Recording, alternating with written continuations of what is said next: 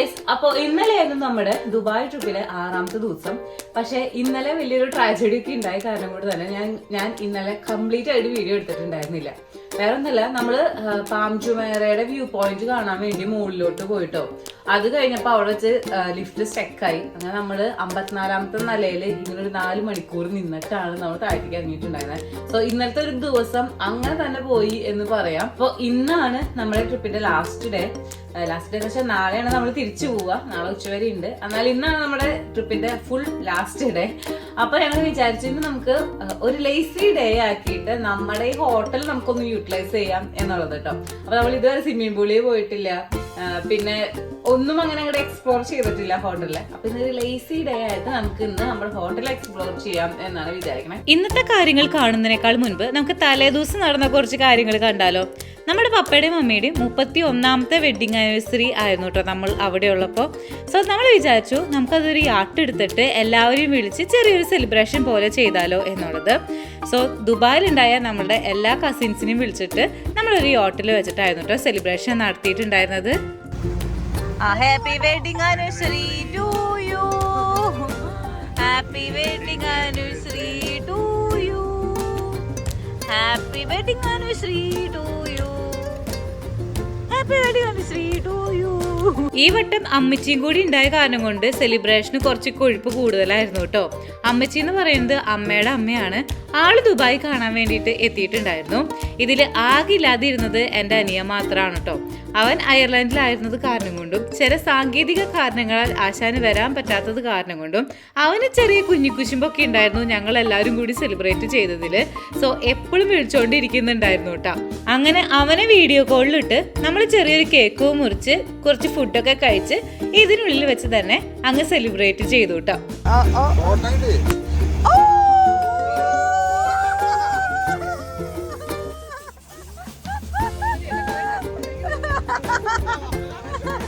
ഈ പ്രോഗ്രാം ശരിക്കും മുഴുവനായിട്ട് ഏറ്റെടുത്ത് നടത്തിയത് അവിച്ചേട്ടനായിരുന്നു കേട്ടോ. ആൾ ഓൾറെഡി ദുബായിൽ ഉണ്ടായിരുന്ന കാരണം കൊണ്ട് തന്നെ ആളാണ് നമ്മളെ എല്ലാത്തിനും സഹായിച്ചിട്ടുണ്ടായിരുന്നത്. ബോട്ട് ബുക്ക് ചെയ്യാനും ഫുഡ് ഓർഡർ ചെയ്യാനും അതേപോലെ കേക്ക് വാങ്ങാനും ഈവൻ ഡ്രിങ്ക്സ് വാങ്ങാനും എല്ലാത്തിനും നമ്മളോടൊപ്പം നിന്നിട്ടുണ്ടായിരുന്നത് ചേട്ടനായിരുന്നു. ശരിക്കും പറഞ്ഞാൽ ചേട്ടൻ്റെ ഒപ്പമായിരുന്നു ഞങ്ങൾ നിന്നിട്ടുണ്ടായിരുന്നത് കേട്ടോ.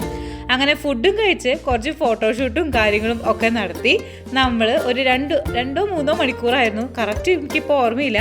എന്നാലും ആ 3 മണിക്കൂറും കഴിഞ്ഞ് നമ്മൾ വീട്ടിലോട്ട് പോവാണ്.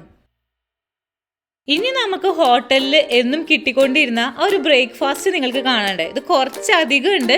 സോ നിങ്ങൾ കണ്ടിട്ട് വായു.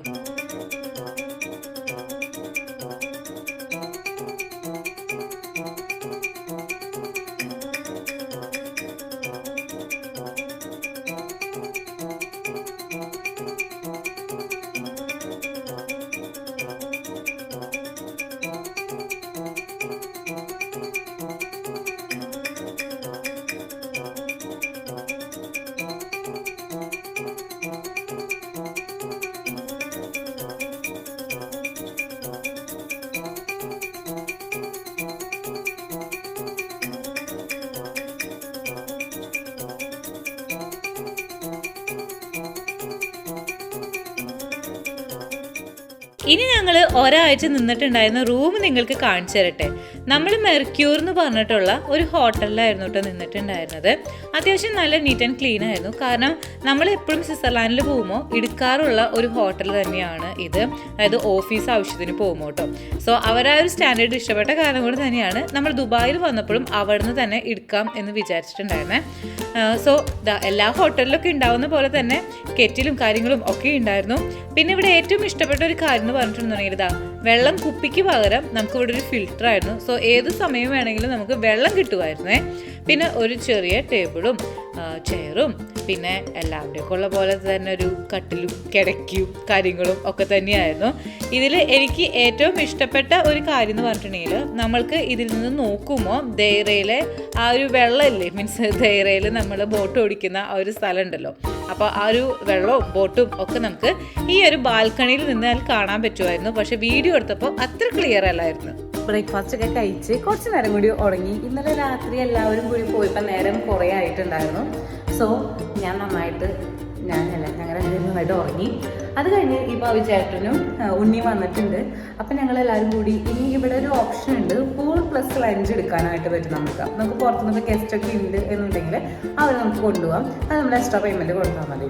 സോ ചേട്ടനും ഉണ്ണി വരുന്നുണ്ട്, അതേപോലെ പപ്പയും മമ്മിയും വരുന്നുണ്ട്. അപ്പോൾ എല്ലാവരും കൂടി നമ്മളിന്ന് പൂളിൽ കളിക്കാം എന്നാണ് വിചാരിക്കുന്നത് കേട്ടോ.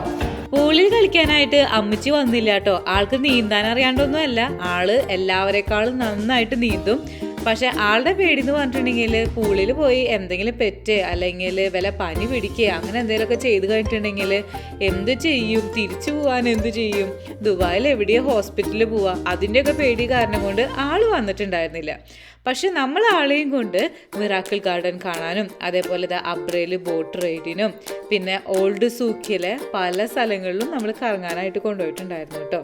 അതിൽ ആൾക്ക് ഏറ്റവും വിചിത്രമായിട്ട് തോന്നിയത് ഈ ഒരു വലിയ മോതിരമായിരുന്നു. ഗിന്നസ് വേൾഡ് റെക്കോർഡിൽ ഇടം പിടിച്ചിട്ടുള്ള ഒരു മോതിരമായിരുന്നു അത്. അതേപോലെ പലതരത്തിലുള്ള സ്വർണ്ണാഭരണങ്ങളും കണ്ട് ഞങ്ങളെല്ലാവരും കണ്ടു തള്ളി നിന്നു കേട്ടോ. ആ സമയത്തായിരുന്നു സ്വർണത്തിന് കുതിക്കുന്ന രീതിയിലുള്ള വിലക്കയറ്റം ഉണ്ടായിട്ടുണ്ടായിരുന്നത്. ഈ ആഭരണങ്ങളൊക്കെ കണ്ട് ആള് ചോദിച്ചത് ആരാ മക്കളെ ഇത്രയും വലിയ ആഭരണങ്ങളൊക്കെ ഇടുന്നത് എന്നുള്ളതായിരുന്നു കേട്ടോ. പിന്നെ നമ്മൾ ദുബായ് മോളിൽ പോയി വലിയ അക്വേറിയം കാണിച്ചു കൊടുത്തു. അതിൽ പല ഫിഷിനെയും നോക്കി നിൽക്കുന്നുണ്ടായിരുന്നു. പിന്നെ മീൻ അമ്മച്ചിക്ക് പൊതുവേ കഴിക്കാൻ ഭയങ്കര ഇഷ്ടമായ കാരണം കൊണ്ട് തന്നെ എന്തൊക്കെ തരത്തിലുള്ള മീനുകളാണ് ഇവിടെ കാണാനുള്ളത് എന്നുള്ളതായിരുന്നു.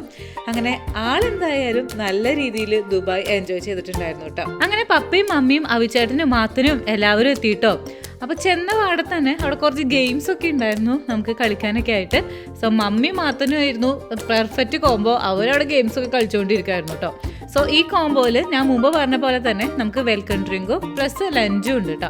അപ്പോൾ നമ്മൾ ആദ്യം ചെന്നപ്പോഴേ ഒരു വെൽക്കം ഡ്രിങ്കൊക്കെ ഓർഡർ ചെയ്തു. അങ്ങനെ നമ്മൾ വെൽക്കം ഡ്രിങ്ക് കുടിച്ചുകൊണ്ടിരിക്കുന്ന സമയത്ത് നമുക്കുള്ള ലഞ്ചും എത്തിട്ടോ. നല്ല രീതിയിൽ അലങ്കരിച്ചിട്ടൊക്കെ ആയിരുന്നു ഫുഡ് കൊണ്ടുവന്നിട്ടുണ്ടായിരുന്നത്. ഇത് ഇവർക്കുള്ള ലഞ്ചാണ് കേട്ടോ. ഞാനും മുത്തുണ്ണിയും അവിടുന്ന് ലഞ്ച് കഴിച്ചിട്ടുണ്ടായിരുന്നില്ല, കാരണം എൻ്റെ 2 ഫ്രണ്ട്സ് വരാനായിട്ടുണ്ടായിരുന്നു. അപ്പം നമ്മൾ അവരൊപ്പം പുറത്ത് പോയിട്ട് ഫുഡ് കഴിക്കാം എന്നുള്ള രീതിയിലായിരുന്നു. എന്നിരുന്നാലും ഞങ്ങൾ അവരുടെ കയ്യിൽ നിന്ന് കൈയിട്ട് വരുന്നൊക്കെ ഉണ്ടായിരുന്നു കേട്ടോ. ഫുഡ് കഴിച്ചു കഴിഞ്ഞ പാടെ തന്നെ അവരെല്ലാവരും കൂടി സ്വിമ്മിംഗ് പൂളിലേക്ക് ചാടി. ഞാൻ നോക്കിയിരുന്നു കുറച്ച് നേരം, കാരണം മറ്റൊരു വന്നിട്ട് അവരുടെ ഒപ്പം പോയി പുറത്ത് പോയി ഫുഡ് കഴിച്ച് അവരൊപ്പം സംസാരിച്ചിട്ട് വേണമല്ലോ നമ്മൾക്ക് സ്വിമ്മിംഗ് പൂളിൽ ചാടാൻ വേണ്ടിയിട്ട്. സോ ഇതാണ് എൻ്റെ ഫ്രണ്ട്സ് ജിത്തും അതേപോലെ ടി ജി മാമനും. ടി ജി മാമൻ്റെ ശരിക്കുള്ള പേര് വിഷ്ണു ടി ജി എന്നാണ് കേട്ടോ, പക്ഷേ ഞങ്ങൾ ഇരട്ട പേരിട്ട് വിളിക്കുന്നതാണ്. അങ്ങനെ ജിത്തിൻ്റെ അനിയൻ്റെ കല്യാണത്തിന് എന്നെ വിളിച്ചിട്ടുണ്ടായിരുന്നു ഞാൻ നാട്ടിലുള്ളപ്പോൾ. പക്ഷേ എനിക്ക് പോകാനായിട്ട് പറ്റിയിട്ടുണ്ടായിരുന്നില്ല. അറിയാമല്ലോ, നാട്ടിലെത്തിയിട്ടുണ്ടെങ്കിൽ നല്ല പോലെയുള്ള തിരക്കായിരിക്കും. അന്ന് തന്നെയായിരുന്നു എൻ്റെ ഒരു കസിൻ്റെ എൻഗേജ്മെൻറ്റും വന്നിട്ടുണ്ടായിരുന്നത്. സോ എനിക്ക് പോകാനായിട്ട് പറ്റുന്നുണ്ടായിരുന്നില്ല. സോ ഞങ്ങൾ വിചാരിച്ചു ഇവിടെ വെച്ചിട്ട് നമുക്ക് കണ്ടുമുട്ടാം എന്നുള്ളത്. അങ്ങനെ ഇവരുടെ അടുത്ത് കുറച്ച് നേരം വർത്താനൊക്കെ പറഞ്ഞിരുന്ന് നമ്മൾ നേരെ ഫുഡ് കഴിക്കാൻ വേണ്ടി പോയിട്ടോ. അപ്പം ഞങ്ങളുടെ ലാസ്റ്റത്തെ ദുബായിലെ മീൽസ് ആയിരുന്നു ഞാൻ അന്ന് കഴിച്ചിട്ടുണ്ടായിരുന്നത്. അതായത് മീൻകറി കൂട്ടിയിട്ടുള്ള ചോറ് ഈ വീഡിയോ എടുത്തതിന് ശേഷം ഞാൻ ഇതുവരെ കഴിച്ചിട്ടില്ല കേട്ടോ. ഞാനിപ്പോൾ ഡബ് ചെയ്യുന്നത് നെതർലാൻഡ്സിൽ ഇരുന്നുകൊണ്ടാണ്. ഏകദേശം 1 മാസം മുൻപ്, 1 മാസമല്ല 2 മാസം മുമ്പ് എടുത്തൊരു വീഡിയോ ആണ് ഇത്. അന്ന് മുതൽ ഇന്ന് വരെ ഞാൻ പിന്നെ മീൻകറി കൂട്ടി ചോറ് കഴിച്ചിട്ടില്ല. അങ്ങനെ ഫുഡൊക്കെ കഴിച്ച് വന്ന പാടെ പപ്പയുടെ അടുത്ത് മമ്മിയുടെ അടുത്ത് അവർക്ക് ടാറ്റ പറയണം എന്ന് പറഞ്ഞ് അവർ വന്ന് അവരോട് ടാറ്റ പറഞ്ഞു. എൻ്റെ മമ്മി ഇവരൊക്കെ ആയിട്ട് ഭയങ്കര ഫ്രണ്ട്ലിയാണ്. അത് കാരണം കൂടി തന്നെ കോളേജ് ഡേക്കൊക്കെ എൻ്റെ മമ്മി വന്ന് ഇവരുടെ പൊക്കെ നിന്ന് ഡാൻസൊക്കെ കളിച്ചിട്ടുണ്ട്. അപ്പം ഊഹിക്കാലോ അവർ തമ്മിലുള്ള ഒരു കണക്ഷൻ എന്താണ് എന്നുള്ളത്. അങ്ങനെ അവർ പോയപാടെ ഞങ്ങളും പൂളിലേക്ക് ചാടി. അങ്ങനെ കുറച്ച് നേരം പൂളിൽ കിടന്ന് നമ്മൾ അങ്ങോട്ട് ഉല്ലസിച്ചു. ഇപ്പം നിങ്ങൾ കണ്ടുകൊണ്ടിരിക്കുന്നത് ബുർജ് ഖലീഫയാണ് കേട്ടോ. സോ നമ്മുടെ ഹോട്ടലിൽ നിന്ന് നോക്കിക്കഴിഞ്ഞിട്ടുണ്ടെങ്കിൽ ബുർജ് ഖലീഫ കാണാൻ പറ്റുമായിരുന്നു. പിന്നെ സ്വിമ്മിംഗ് പൂളിൽ തന്നെ ഇരുന്നുകൊണ്ട് നമ്മൾ കോക്ടെയിൽസ് ഒക്കെ ഓർഡർ ചെയ്തു, കോക്ടെയിൽസ് ഒക്കെ കഴിച്ചു. ശരിക്കും പറഞ്ഞാൽ ഞാൻ മുമ്പത്തെ വീഡിയോസിൽ പറഞ്ഞ പോലെ തന്നെ ദുബായിൽ ചെന്നിട്ടുണ്ടെങ്കിൽ നമുക്ക് ഭയങ്കര ലക്ഷറി കിട്ടും. ഇത്ര ലക്ഷറി ഒക്കെ ശരിക്കും പറയുകയാണെങ്കിൽ യൂറോപ്പിൽ കിട്ടുക എന്ന് പറഞ്ഞിട്ടുണ്ടെങ്കിൽ നമ്മൾ അത്രമാത്രം കാശ് കൊടുക്കണം. സോ ഞങ്ങൾ നന്നായിട്ട് ദുബായിൽ വെച്ചിട്ട് ആ ഒരു ലക്ഷറി ആസ്വദിച്ചിട്ടുണ്ടായിരുന്നു കേട്ടോ. അങ്ങനെ കുറേ നേരം വെള്ളത്തിൽ കിടന്ന് ചാടിക്കളിച്ച് ഞങ്ങൾ ഏകദേശം വയ്യാണ്ടായിട്ടുണ്ടായിരുന്നു. പിന്നെ ഞങ്ങൾ ഗൂഗിൾസ് യൂസ് ചെയ്ത് നിങ്ങൾ കണ്ടിട്ടുണ്ടായിരിക്കും. കാരണം ഞങ്ങൾ സ്വിമ്മിങ് സ്റ്റാർട്ട് ചെയ്യുമ്പോൾ ഗൂഗിൾസ് വെച്ചിട്ടാണ് സ്വിം ചെയ്യാനായിട്ട് പഠിച്ചത്. അത് കാരണം കൊണ്ട് തന്നെ അതില്ലാതെ നമ്മൾ സ്വിം ചെയ്യുമ്പോൾ നമുക്കൊരു കോൺഫിഡൻസ് കുറവുണ്ട് കേട്ടോ. അത് കാരണം കൊണ്ട് ചെറിയ പൂളുകളാണ് എന്നുണ്ടെങ്കിലും ഞങ്ങൾ അതും കൊണ്ടാണ് പോവാറുള്ളത്. എന്നാൽ മാത്രമാണ് ഞങ്ങൾക്ക് നീന്താനായിട്ട് പറ്റുന്നുള്ളൂ. ഞങ്ങൾ ശരിക്കും സ്വിമ്മിങ് ഇങ്ങനെ പഠിച്ചുകൊണ്ടിരിക്കുന്ന ഒരു സമയമാണ്. കൂടുതലൊന്നും നമുക്ക് നീന്താനായിട്ട് അറിയില്ല, എന്നാലും ഞങ്ങൾ പഠിക്കുന്നുണ്ട്. മാക്സിമം 1-2 കൊല്ലം കൊണ്ട് ഞങ്ങൾ പ്രോയ അല്ലെങ്കിലും അറ്റ്ലീസ്റ്റ് ഇന്റർമീഡിയറ്റെങ്കിലും ആവും എന്നാണ് ഞങ്ങളുടെ വിശ്വാസം. ഇറങ്ങിയപ്പോൾ അത്രയും തണുപ്പുണ്ടായില്ല എന്നുണ്ടെങ്കിലും കേറാറായപ്പിക്കും നല്ല തണുപ്പുണ്ടായിരുന്നു കേട്ടോ. അതാണ് നമ്മൾ ഈ പുതച്ച് കിടക്കുന്നത്. ആ വെള്ളം ഒന്ന് പറ്റിയതിന് ശേഷം റൂമിലേക്ക് പോകാം എന്ന് വിചാരിച്ചിട്ടാണോ ഞങ്ങളൊക്കെ ഈ നിൽക്കുന്നത്. നമ്മൾ ഇനി എല്ലാവരും കൂടിയിട്ട് എവിടേക്കാണ് പോകുന്നത്? ഫിഷ് മാർക്കറ്റിലേക്ക് പോയിക്കൊണ്ടിരിക്കുകയാണ്. അതിന് മുൻപ് നമ്മൾ സ്വിമ്മിംഗ് പൂളിലൊക്കെ കളിച്ച് ആ ഒരു ചെറിയൊരു വിശപ്പ് വന്നിട്ടുണ്ട്. അപ്പോൾ ഫിഷ് മാർക്കറ്റിൽ നിന്ന് ഫിഷ് കഴിക്കാം എന്നുള്ളതാണ് നമ്മുടെ ലക്ഷ്യം. പക്ഷേ അതിന് മുൻപ് നമ്മളൊരു ചെറിയ ചായയും അതുപോലെ ഒരു ഷവർമയും കഴിക്കാം എന്നാണ് പ്രതീക്ഷിക്കുന്നത്. സോ നമ്മളിപ്പോൾ പോയിക്കൊണ്ടിരിക്കുന്നത് ഒരു കഫേ. അങ്ങനെ ചായയും കുടിച്ച് നേരെ പോയത് ഫിഷ് മാർക്കറ്റിലേക്ക്. നമ്മുടെ ആളാരാ? ഏതാ വിജേഷ്? വിജേഷേട്ടാ. ഈ പറയുന്ന ഫിഷ് മാർക്കറ്റ് ദുബായിലെ ഏറ്റവും വലിയ ഫിഷ് മാർക്കറ്റ് ആണ് എന്നാണ് പറയുന്നത്. ഇതിൻ്റെ പേര് Deira water front fish market ആണ് എന്നാണ് എൻ്റെ ഓർമ്മ കേട്ടോ. പലതരം ഫിഷുകളെ നമുക്കിവിടെ കാണാനായിട്ട് പറ്റും. ജീവനുള്ളതും ജീവനില്ലാത്തതിനെയും എല്ലാത്തിനെയും കാണാനായിട്ട് പറ്റും. നിങ്ങളിപ്പോൾ ഈ കണ്ടുകൊണ്ടിരിക്കുന്ന ഇത്രയും വിശാലമായിട്ടുള്ള ഒരു ഫിഷ് മാർക്കറ്റാണ്. എന്നാൽ അതിൻ്റേതായ മണമോ കാര്യങ്ങളോ ഒന്നുമില്ല. ഭയങ്കര ക്ലീൻ ആൻഡ് നീറ്റാണ്. സോ നിങ്ങൾക്കിപ്പോൾ കണ്ടോ എന്തൊരു വലിയ മീനുകളാണെന്ന് നോക്കിയേ കാണുന്നത്. എനിക്ക് കുറേ മീൻ കഴിക്കണം എന്നൊക്കെ ഉണ്ടായിരുന്നു. പക്ഷേ എങ്കിൽ സാഹചര്യങ്ങളുടെ സമ്മർദ്ദം മൂലം എനിക്ക് ഫുള്ളായിട്ട് അങ്ങോട്ട് എക്സ്പ്ലോർ ചെയ്യാനായിട്ട് പറ്റിയില്ല കേട്ടോ. കാരണം പിറ്റേ ദിവസം പോകേണ്ട കാരണം കൊണ്ട് മുത്തുണ്ണി പറഞ്ഞു, നീ കണ്ടത് വാരി വലിച്ച് കഴിച്ച് വയറിന് പണിയാക്കി കഴിഞ്ഞിട്ടുണ്ടെന്നുണ്ടെങ്കിൽ ഫ്ലൈറ്റിൽ നല്ലപോലെ പാടുപെടും എന്നുള്ളത്. സോ ഞാനങ്ങനെ വാരി വലിച്ച് കഴിക്കണ്ട എന്ന് വിചാരിച്ചു. പക്ഷെ പപ്പയും മമ്മിയും പോയിട്ട് എപ്പോഴും കഴിക്കാറുള്ള കുറച്ച് മീനുകളുണ്ട്. സോ അത് തന്നെ കഴിക്കാം എന്ന് വിചാരിച്ചു ഞാൻ. അപ്പോൾ ഈ ഫിഷ് മാർക്കറ്റിനെ കുറിച്ച് അറിയാത്തവർക്ക് ഞാൻ കുറച്ച് കാര്യങ്ങൾ പറഞ്ഞു തരാം. നമ്മൾ ഇവിടുന്ന് തന്നെ ഇങ്ങനെ ഫിഷ് വാങ്ങുകയാണ് എന്നുണ്ടെങ്കിൽ അവിടെ തന്നെ ക്ലീൻ ചെയ്ത് കിട്ടാനായിട്ടുള്ള ഓപ്ഷനുണ്ട്. സോ ക്ലീനിങ്ങിനുള്ള ആ ഒരു പൈസ കൊടുത്ത് കഴിഞ്ഞിട്ടുണ്ടെന്നുണ്ടെങ്കിൽ നമുക്ക് അവരൊരു ടോക്കൺ തരും. അപ്പോൾ ആ ടോക്കണും വെച്ച് നമ്മൾ ഈ ഒരു ടി വിയിൽ നോക്കിയിരിക്കുക നമ്മുടെ ഫിഷിൻ്റെ ക്ലീനിങ് കഴിഞ്ഞിട്ടുണ്ടോ ഇല്ലയോ എന്നുള്ളത്. സോ ഞങ്ങളുടെ ടോക്കൺ നമ്പർ ആയി കഴിഞ്ഞിട്ടുണ്ടെങ്കിൽ നമ്മൾ അവിടെ പോയിട്ട് ആ ഒരു ഫിഷ് വാങ്ങുകയാണ് ചെയ്യേണ്ടത് കേട്ടോ. സോ ഇപ്പം നമ്മുടെ ടോക്കൺ ആയി. അപ്പം മമ്മി പോയി ആ ഫിഷ് വാങ്ങുകയാണ് ചെയ്യുന്നത്. ക്ലീൻ ചെയ്ത് കിട്ടിയ ഫിഷിനെ നമ്മളിതിൻ്റെ തൊട്ട് പിന്നിലുള്ള വാട്ടർ ഫ്രണ്ടിൻ്റെ അടുത്തുള്ള റെസ്റ്റോറൻറ്റുകളിൽ കൊണ്ടുവന്ന് കൊടുക്കുകയാണെന്നുണ്ടെങ്കിൽ അവർ നമ്മൾ പറയുന്ന രീതിയിൽ വറുത്തോ പൊരിച്ചോ ഏത് മസാല യൂസ് ചെയ്യേണ്ടതെന്നുണ്ടെങ്കിൽ അങ്ങനെ നമ്മുടെ ഫ്രണ്ടിലേക്ക് എത്തിക്കും കേട്ടോ. സോ ഞാൻ ഇതിൻ്റെ ഒരു റീൽ ഇട്ടപ്പോൾ എല്ലാവരും പറഞ്ഞു കാശുള്ളവർക്കും എന്തോ ആവാം എന്നുള്ളത്. പക്ഷേ ഇതിന് അത്രമാത്രം കാശൊന്നും വേണ്ട കേട്ടോ. സാധാരണ നമ്മൾ റെസ്റ്റോറൻറ്റിൽ പോയി കഴിക്കുന്ന ആ ഒരു ഫുഡിൻ്റെ കാശ് തന്നെ ഇതിന് വരുള്ളൂ കേട്ടോ. അപ്പം നമ്മൾ പറഞ്ഞ രീതിയിൽ BBQ ചെയ്ത് അറബിക് മസാലയായി ഫിഷ് എത്തി.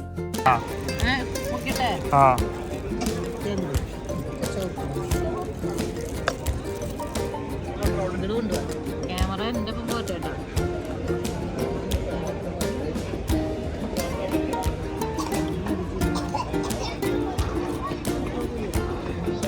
ജ്യൂസിയാണ്.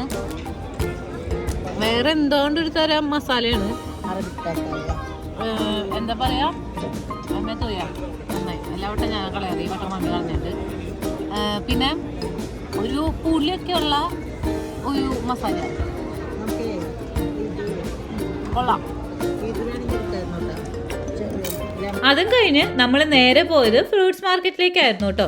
ഈ ഒരു ഏരിയയിൽ എല്ലാ സാധനവും കിട്ടും. അതായത് ഫിഷും ഫ്രൂട്ട്സും വെജിറ്റബിൾസും എന്താ വേണ്ടേ എല്ലാം അവിടെ ഉണ്ട് കേട്ടോ. അപ്പോൾ എനിക്ക് ചക്കയും മാങ്ങയും കഴിക്കാനായിട്ട് ഭയങ്കര ഇഷ്ടമാണ്. സോ നമ്മൾ അത് അന്വേഷിച്ചിട്ടായിരുന്നു അങ്ങോട്ടേക്ക് പോയിട്ടുണ്ടായിരുന്നത്.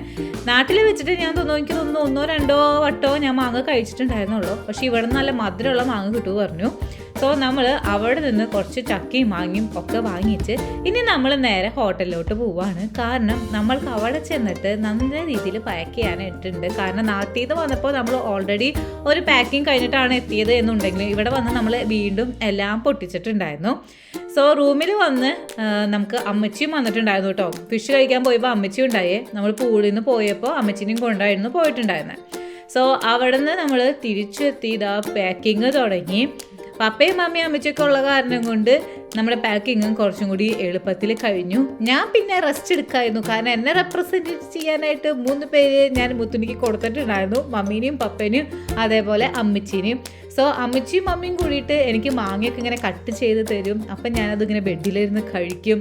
എന്തായാലേ നമ്മുടെ പാരൻസ് ഉണ്ടാകുമ്പോഴാണ് ശരിക്കും പറയുകയാണെന്നുണ്ടെങ്കിൽ നമ്മൾക്ക് ഇങ്ങനത്തെയൊക്കെ ലക്ഷറി കിട്ടുള്ളൂ. നമ്മൾ വരുമ്പോഴേക്ക് നമുക്ക് കട്ട് ചെയ്ത് ഫ്രൂട്ട്സും കാര്യങ്ങളൊക്കെ എത്തുക, അതേപോലെ നമ്മളെ പാക്കിംഗ് ഒക്കെ കംപ്ലീറ്റ് ചെയ്ത് വെക്കുക.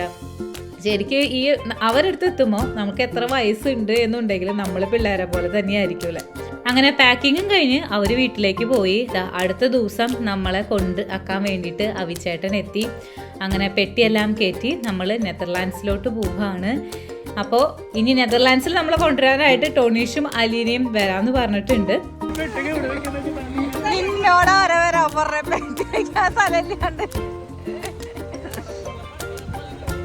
വോഡഫോണിന്റെ പട്ടി അല്ല ഐസൊക്കെ വന്നിട്ടുണ്ടല്ലോ. Oh my God.